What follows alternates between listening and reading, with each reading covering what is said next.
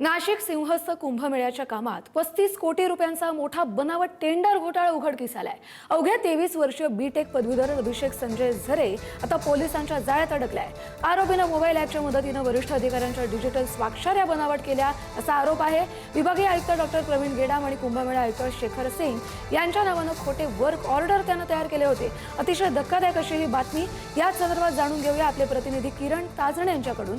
किरण, आता याला तर ताब्यात घेतलेला आहे आरोपीला, मात्र पुढचे काही कारवाईचे अपडेट्स?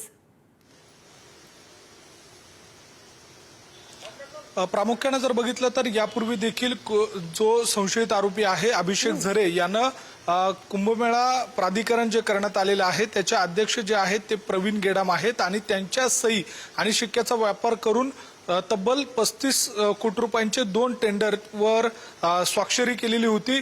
त्या सगळ्या संबंधी नाशिक रोड पोलीस ठाण्यामध्ये गुन्हा देखील दाखल झालेला होता आणि असं सगळं असताना आता थेट 4 कोटी रुपयांचा थेट वर्क ऑर्डर काढण्याचा प्रतापच या संशयिताने केल्याचं समोर आलेलं आहे। त्या सगळ्या अनुषंगाने भद्रकाली पोलीस ठाण्यामध्ये शासनाची फसवणूक केली म्हणून गुन्हा देखील दाखल करण्यात आलेला आहे।